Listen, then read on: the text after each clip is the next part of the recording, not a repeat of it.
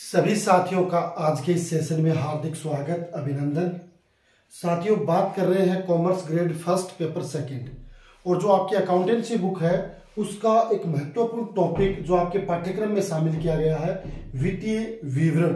उसका lesson number ये 3 होने वाला है, और उसमें अपन जो जो जानकारियां जो आपके पाठ्यक्रम में दी गई है, जो आपके एग्जाम में पूछ सकते हैं, उन पर रिलेटेड आज के सेशन में अपन बात करेंगे।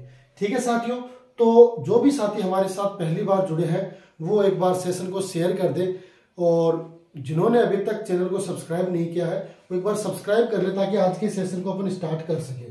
क्योंकि सेशन में बहुत सारी महत्वपूर्ण बातें हैं वो अपन करेंगे, और निश्चित रूप से जो सारी चीज है वो आपके एग्जाम के लिए काफी बेनिफिशियल होने वाली है।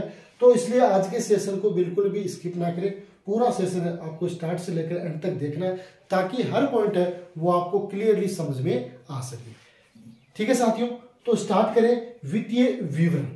ठीक है, वित्तीय विवरण से रिलेटेड क्या क्या ऐसे पॉइंट्स हो सकते हैं जो आपके एग्जाम में आ सकते हैं। वित्तीय विवरण के संबंध में अपन ने बात की थी कि वित्तीय विवरण में मुख्य रूप से आपका जो P&L है वो शामिल होता है, यानी प्रॉफिट एंड लॉस अकाउंट शामिल होता है, आपकी जो बैलेंस शीट है वो शामिल होती है। इसके अलावा जो आपका कैश फ्लो स्टेटमेंट है वो आपके वित्तीय विवरण में शामिल होता है, जिसको अपन मानते हैं। कैश फ्लो स्टेटमेंट है वो आपका लेखा मानक 3 के तहत तैयार किया जाता है। जो आपका AS होता है, AS 03 के तहत आपका कैश फ्लो स्टेटमेंट तैयार किया जाता है। जबकि आपके जो वित्तीय विवरण है वो कंपनी अधिनियम 2013 की जो अनुसूची है, अनुसूची 3 है, उसका भाग प्रथम है वो आपका किससे रिलेटेड है, बैलेंस शीट से, और द्वितीय भाग है वो आपके लाभ हानि खाते से रिलेटेड है। तो उसकी जानकारी भी पिछली कुछ क्लासेस में अपन ने शेयर की है।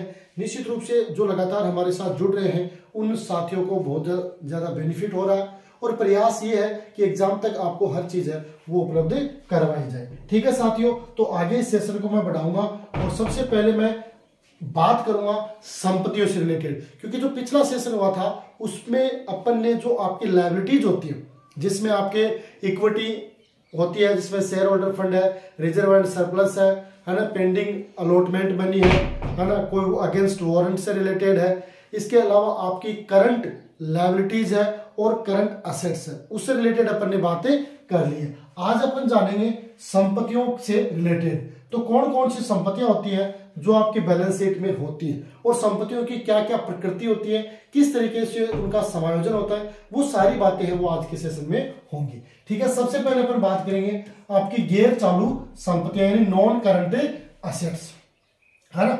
नॉन करंट असेट्स में कौन सी होती है, नंबर 1 यानी स्थायी संपत्तियां, ऐसी संपत्तियां जो व्यापार में दीर्घ काल तक काम में आएंगी, जिनका उपयोग है वो व्यापार में लंबे समय तक किया जाएगा, वो आपकी स्थायी संपत्तियों में आती है ना। स्थायी संपत्तियां वे संपत्तियां हैं जिन्हें व्यवसाय में निरंतर उपयोग के लिए रखा जाता है, यानी उनके बगैर अपन व्यवसाय नहीं कर सकते। जैसे आपका प्लांट है, मशीन है, फर्नीचर है, बिल्डिंग है, ये सारे के सारे इनका उपयोग करके ही क्या कर सकते हैं, हम ज्यादा से ज्यादा लाभ कमा सकते हैं। इनको बेचने नहीं, इनको विक्रय के लिए नहीं रखा जाता, है ना। एक व्यापारी है जो फर्नीचर का व्यापारी है, फर्नीचर बेचता है ना, उसके लिए जो बेचने वाला फर्नीचर है वो संपत्ति ना होके वो क्या होगा, विक्रय के लिए होगा, क्योंकि उसका व्यापार के लिए उपयोग नहीं किया जा रहा। और ऐसा फर्नीचर जो व्यापार को संचालित करने के लिए काम में लिया जा रहा है वो आपका स्थायी संपत्ति में उसको शामिल किया जाता है। ठीक है, यहां बात क्लियर हो गई। आगे देखिए, इन संपत्तियों को अलग अलग भागों में बांटा गया है कि भाई मूर्त संपत्तियां और अमूर्त संपत्तियां। मूर्त कौन सी होती है, जिनका फिजिकल अपन वेरिफिकेशन कर सकते हैं, जिसको अपन देख सकते हैं, छू सकते हैं, है ना, तो वो आपकी कौन सी संपत्ति में आएंगी, मूर्त संपत्तियों में आएंगी, है ना। टेंजिबल असेट्स में उसको काउंट करेंगे। ठीक है, अब मूर्त संपत्तियां, है ना, वे संपत्तियां हैं जिनको भौतिक रूप से देखा जा सकता है और छुआ जा सकता है। क्या कर सकते हैं, अपन देख भी सकते हैं और उसको छू भी सकते हैं। जैसे मान लो ये बोर्ड है, तो बोर्ड को देखो मैं देख भी सकता हूं और छू भी सकता हूं, तो ये क्या होगी, ये एसेट्स होगी, है ना। उसी तरीके से प्लांट है, मशीन है, फर्नीचर है, बिल्डिंग है, ये सारे के सारे आपके क्या होंगे, मूर्त संपत्तियां होंगी, जिसमें आपकी भूमि है, भवन है ना, संयंत्र और उपकरण यानी भूमि की लैंड है, बिल्डिंग है, प्लांट एंड मशीनरी है, इक्विपमेंट्स है, फर्नीचर एंड फिक्चर्स है, आपका व्हीकल्स है ना, ऑफिस इक्विपमेंट्स है, कार्यालय उपकरण है। ये सारे के सारे आपके किसमें शामिल किए जाते हैं? ये सारे के सारे आपके जो आपकी मूर्त संपत्तियां हैं उसमें उसको अपन शामिल करते हैं। किसमें शामिल करते हैं? मूर्त संपत्तियों में इसको शामिल किया जाता है। ठीक है, तो मूर्त संपत्तियों में समझ गए कि भाई कौन कौन सी संपत्तियां शामिल की जाती है। आगे दूसरा पॉइंट आता है आपकी अमूर्त संपत्तियां यानी इनटेंजिबल असेट्स, यानी ऐसी संपत्तियां जिनको सिर्फ अपन महसूस कर सकते हैं, उनका भौतिक अस्तित्व नहीं होता है, फिजिकल वो नहीं होती है ना। वे संपत्तियां जिनका कोई भौतिक अस्तित्व नहीं होता, जिन्हें देखा और छुआ भी नहीं जा सकता, लेकिन उसकी वैल्यू है वो बहुत ज्यादा होती है, उसके अमाउंट है वो बहुत ज्यादा चुकाते हैं, है ना, लेकिन उसका कोई भौतिक अस्तित्व नहीं होता है और न इसको देखा और छुआ जा सकता है। जैसे मान लो आपकी ख्याति है, गुडविल है। दो तरह की ख्याति होती है, एक तो क्रय की गई ख्याति और एक स्वअर्जित ख्याति, है ना। क्रय की गई ख्याति होती है उसको अपन खातों में दिखाते हैं, लेकिन स्वअर्जित ख्याति है उसको खातों में नहीं दिखाया जाता। तो ख्याति भी क्या है? एक आदर्श संपत्ति है, अमूर्त संपत्ति है जो व्यापार में लगातार मेहनत करने के फलस्वरूप अर्जित की जाती है। ठीक है, ये हो गई ख्याति। दूसरा आता है आपका ब्रांड या व्यापारिक चिन्ह, है ना। ब्रांड और ट्रेडमार्क भी कह सकते हैं, यानी एक ब्रांड के नाम से अपन उस वस्तु को खरीदते हैं। मार्केट में आपने देखा होगा कि बहुत सारे वैरायटी के आपको जूते मिल जाएंगे, लेकिन अगर आपको कोई कह दे कि भाई ये रिबॉक का जूता है ना, रिबॉक का जूता है या एडिडास का जूता है ना, एडिडास का है यानी या पुमा का है, यानी कंपनी का कोई ब्रांड हो गया तो ऑटोमेटिक ही उसकी रेट है वो बढ़ जाती है। जूते वही है, पैटर्न वही है, लेकिन एक ब्रांड होता है, उस ब्रांड की वैल्यू है वो ज्यादा होती है। कोई ट्रेडमार्क है, विशेष किसी का ट्रेडमार्क लगा हुआ, लोगो लगा हुआ है, तो उसकी रेट भी बढ़ती है। और कौन से आते हैं अमूर्त में? कंप्यूटर सॉफ्टवेयर, है ना। आजकल आप देखते हो कि अपने मोबाइल में बहुत सारे ऐसे ऐप है, सॉफ्टवेयर है जो अपन ने मोबाइल में और अपने कंप्यूटर में इंस्टॉल करके रखते हैं। उनका भी अपने को क्या करना पड़ता है? कुछ पेमेंट करना पड़ता है ना। वो भी सॉफ्टवेयर होते हैं जो अमूर्त संपत्ति के रूप में काम में करते हैं। ठीक है, और क्या है? मास्टर हेड या प्रकाशन अधिकार, मास्टर हेड और पब्लिशिंग टाइटल्स, है ना। किसी समाचार पत्र या पत्रिका का नाम जो उसके प्रथम पृष्ठ के ऊपर छपता है मास्टर हेड कहलाता है। जैसे अपन कहते हैं राजस्थान पत्रिका, क्या कहते हैं? राजस्थान पत्रिका, दैनिक भास्कर, ये क्या है?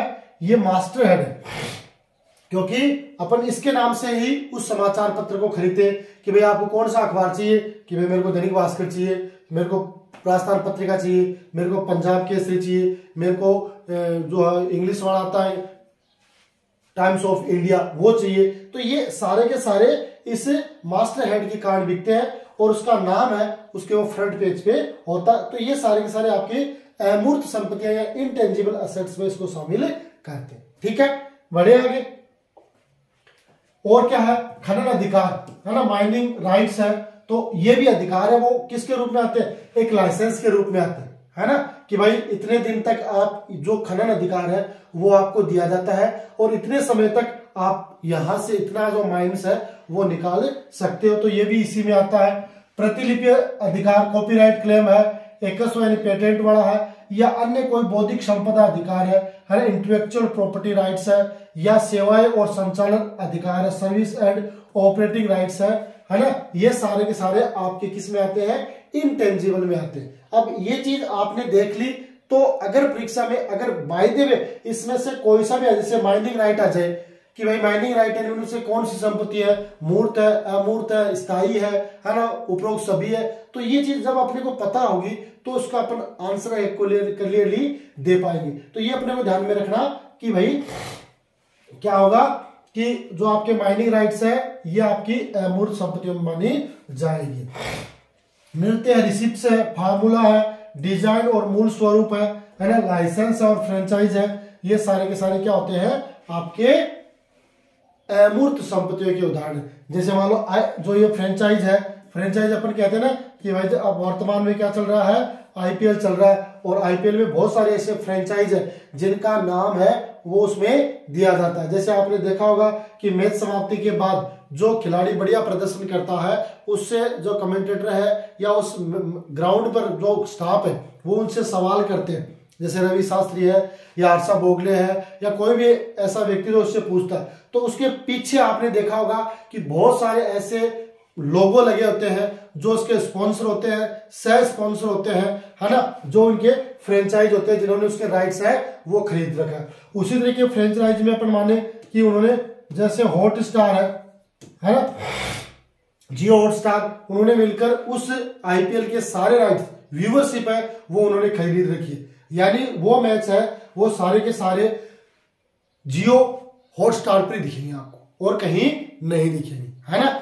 और वो भी उसके लिए फ्री दिखाते हैं या चार्ज करते हैं, वो उन पे डिपेंड है, लेकिन राइट है वो उनके पास सारे के सारे रहेंगे। तो लाइसेंस है वो भी इसी कैटेगरी में आता है। तो ये सारी की सारी है जो आपके उदाहरण है वो अमूर्त संपत्तियों के उदाहरण है। अब इनमें से कौन सा पूछ ले उसके बारे में अपन कह नहीं सकते, इसलिए अपने को हर पॉइंट पे क्लियर करके चलना है, हर पॉइंट वो समझना है, ठीक है। आगे देखो, तीसरा पॉइंट आता है पूंजीगत कार्य जो प्रकृति पर है ना, वर्क इन प्रोग्रेस होता है ना, वर्क इन प्रोग्रेस है वो भी आपकी संपत्ति के रूप में ही काम करता है, ठीक है। पूंजीगत कार्य जो प्रगति पर है से आज से ऐसी स्थायी मूर्त संपत्तियों से है जो निर्माणाधीन है ना। जैसे वाला आपका भवन बन रहा है, आपका कोई प्लांट है, कोई उपकरण है आदि तैयार किए जा रहे हैं, जो अभी तक तैयार नहीं हुए हैं, जिनको तैयार करने में समय लगेगा, लेकिन वो क्या है, वर्क ऑन प्रोग्रेस है, कार्य प्रगति पे, जल्द वो तैयार हो जाएंगे, इसलिए वो व्यापार की संपत्ति में काउंट किए जाएंगे, ठीक है। चौथा अमूर्त संपत्तियां जो विकास की दशा में है ना, जैसे पेटेंट है जिसका कार्य प्रगति पे, इंटेंजिबल असेट्स अंडर डेवलपमेंट्स में चल रही है, तो वो भी आपकी अमूर्त संपत्तियां या संपत्तियों, स्थायी संपत्तियों का एक पार्ट माना जाता। तो ये आपके हो सकता है कि आपने ये सारी चीजें वो पढ़ रखी है, मैं ये नहीं कहता, सारे विद्यार्थी हैं वो बढ़िया तैयारियों में जुटे हुए खूब मेहनत कर रहे हैं, और निश्चित रूप से जो विद्यार्थी जो साथ ही मेहनत करेगा उसका सिलेक्शन है वो 2025 में जरूर होगा, और उन 340 पोस्ट में भी उनका नाम लिखा जाएगा। तो अपना टारगेट क्या है, बढ़िया तैयारी करने का, ठीक है। इसके बाद क्या आता है, गैर चालू विनियोग, यानी विनियोग दो तरीके से होते हैं कि भाई जिनकी अवधि 12 माह से कम होती है वो आपके करंट इन्वेस्टमेंट होते हैं, और 12 माह से अधिक अवधि के लिए जो राशि विनियोग की जाती है वो आपके नॉन करंट इन्वेस्टिंग में आते हैं, है ना। तो नॉन करंट इन्वेस्टिंग में कि 1 वर्ष से अधिक अवधि के लिए ऐसे विनियोग जिन्हें कंपनी में बेचने के लिए नहीं अपितु तो अपने पास रखने के लिए क्रय किए गए, ठीक है।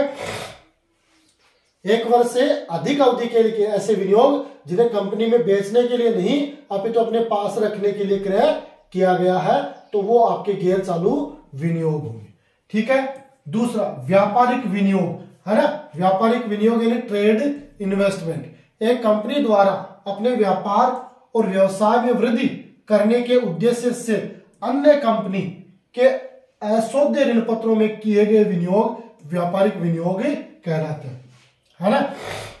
ट्रेड इन्वेस्टमेंट कौन से कहलाएंगे, जो व्यापार और व्यवसाय में वृद्धि करने के उद्देश्य से किसी दूसरी कंपनी में आपने इन्वेस्ट कर रखा है, वो आपके व्यापारिक विनियोग है, वो कहलाएंगे। यानी अमाउंट आपकी है और इन्वेस्टमेंट आपने दूसरी कंपनी में कर रखा है, तो कहीं कोई दिक्कत नहीं है, वो भी आपका विनियोग माना जाएगा। और कौन सा विनियोग, गैर चालू विनियोग की कैटेगरी में वो आएगा। क्यों, क्योंकि उसकी अवधि 12 माह से अधिक अवधि के लिए, ठीक है। ओके है, आगे तीसरा पॉइंट आता है सी पॉइंट, स्थगित कर संपत्तियां। जिस तरीके से स्थगित कर दायित्व होते हैं उसी प्रकार स्थगित कर संपत्तियां भी होती है। स्थगित कर संपत्तियां उस समय उत्पन्न होती है उस लेखांकन आय कर योग्य आय से कम होती है ना। ये कब होगी, जब अपनी लेखांकन आयकर है वो आपकी जो कर योग्य आय है उससे कम होती है ना। जो अपनी लेखांकन आय,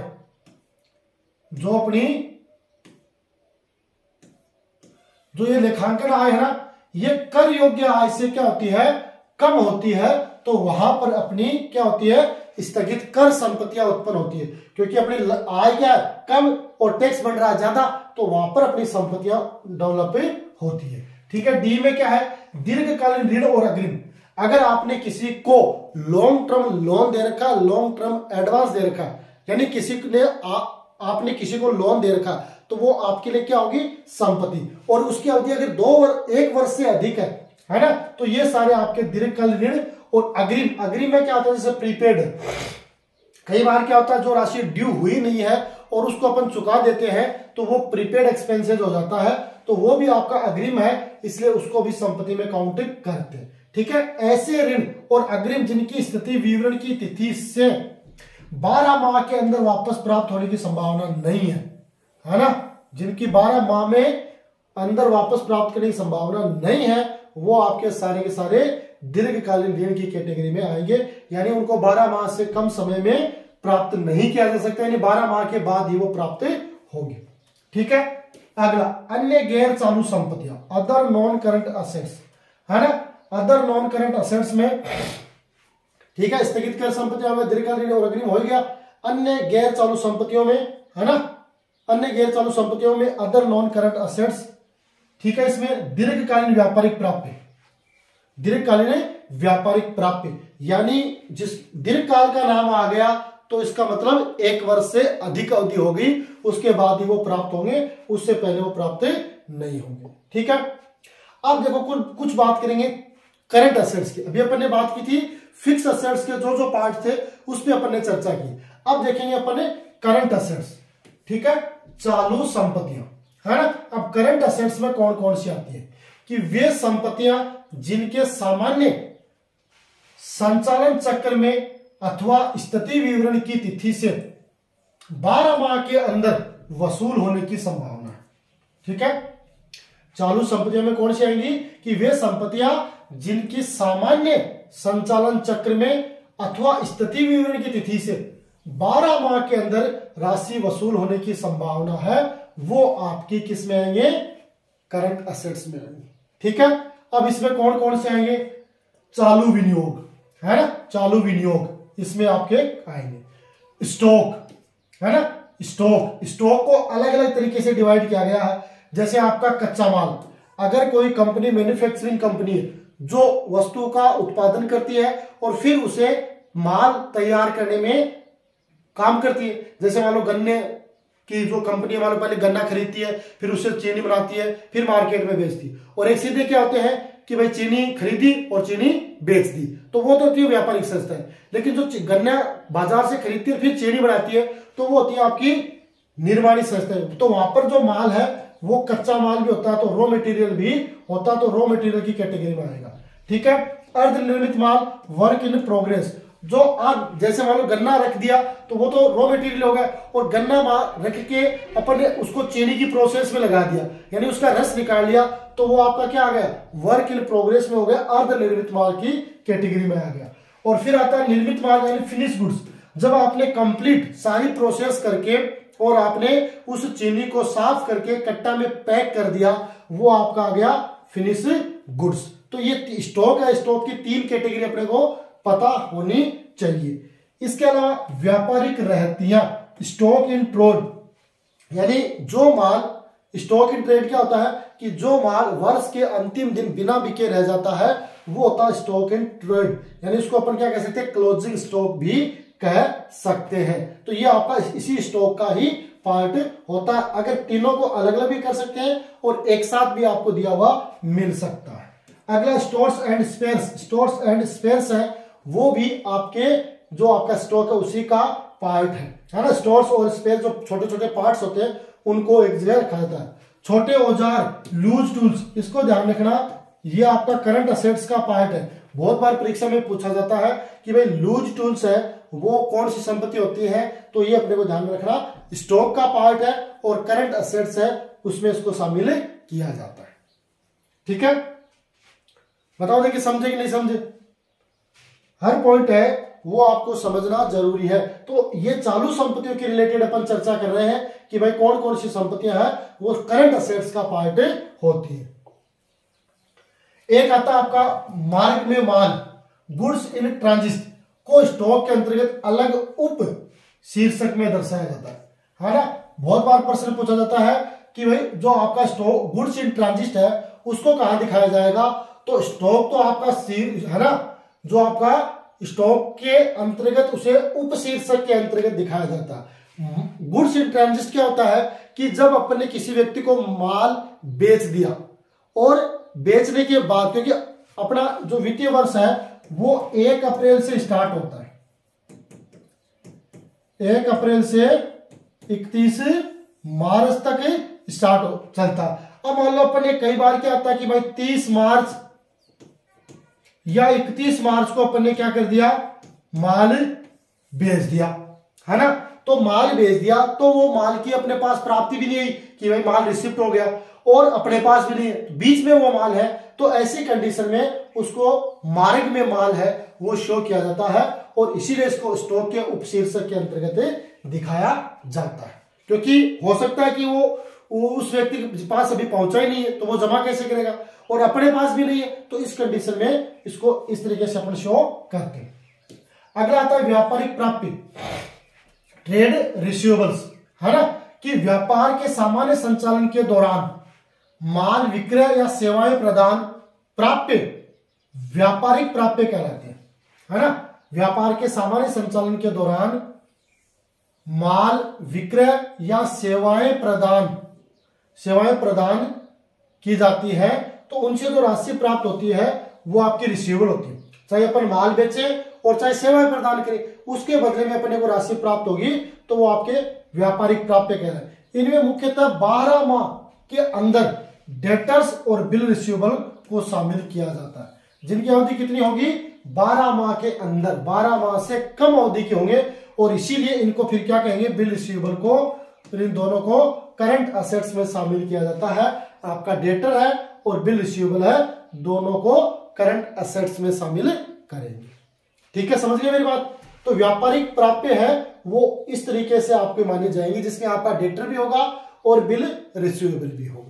ओके है, आगे देखिए, ये कुछ और महत्वपूर्ण व्यापारिक प्राप्तियों के अलावा कि जैसे कैश एंड कैश इक्विवेलेंट्स है ना, कैश एंड कैश इक्विवेलेंट्स, यानी ऐसे राशि जिसको अपन अल्प समय में तुरंत नगद में परिवर्तित कर सकते हैं, और उसकी अवधि बताई गई है 3 माह या 3 माह से कम अवधि में अगर जिसको अपन कैश में परिवर्तित कर सकते हैं, वो आपका कैश एंड कैश इक्विवेलेंट्स होता है। जिसमें पहला आता है आपका बैंक में शेष, है ना, बैंक में आपका जितना भी बैलेंस है। दूसरा आता है कंपनी के चेक्स ड्राफ्ट इन हैंड्स, आपके पास किसी कंपनी के चेक है या कोई डीडी आपके पास है, तो वो भी आपके इसी में आता है।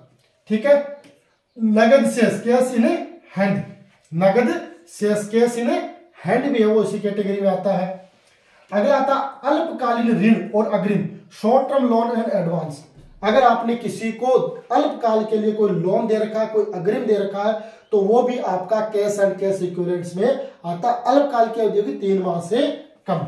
ठीक है, अगला आता अन्य चालू संपत्तियां, अदर करंट असेट्स, यानी पूर्वदत्त व्यय, अदर में कहीं पूर्वदत्त यानी प्रीपेड एक्सपेंसेस, आपूर्तिकर्ताओं को अग्रिम, जो सप्लायर्स होते हैं उनको एडवांस दे दिया, निवेश पर उपार्जित ब्याज, इंटरेस्ट एक्रूड ऑन इन्वेस्टमेंट, और अग्रिम कर, एडवांस टैक्स, ये सारे के सारे आपकी अन्य चालू संपत्तियों के उदाहरण आप मान सकते हैं। क्योंकि कहीं से भी प्रश्न है वो परीक्षा में पूछा जा सकता है, उसकी गारंटी वो कोई नहीं दे सकता कि कौन सा क्वेश्चन कहां बनने वाला है।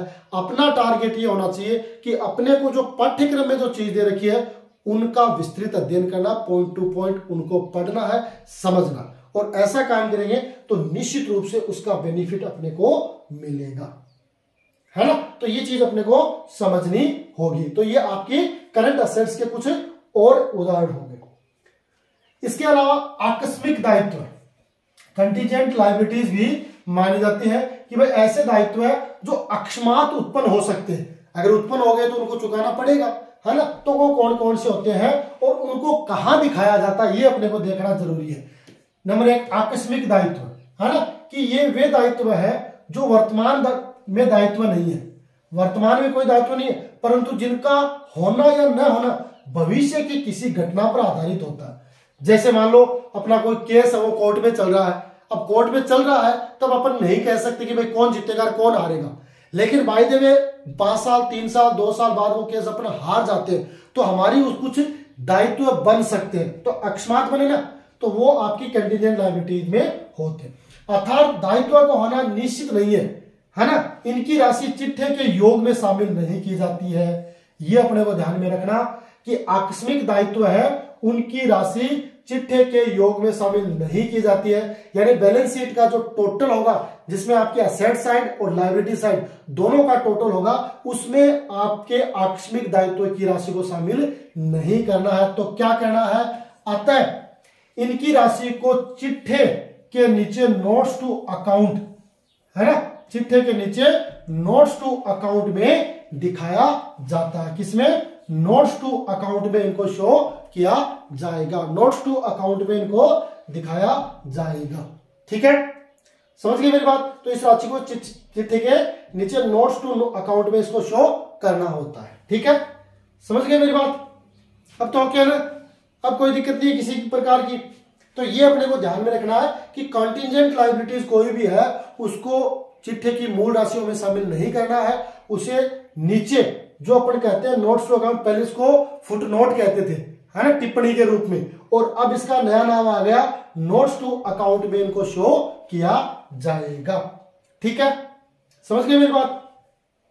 तो मेरे हिसाब से जो चीज मैंने आज आपको एक्सप्लेन करने का प्रयास किया है वो सारी चीज है वो अब आपको समझ में आ गई होगी।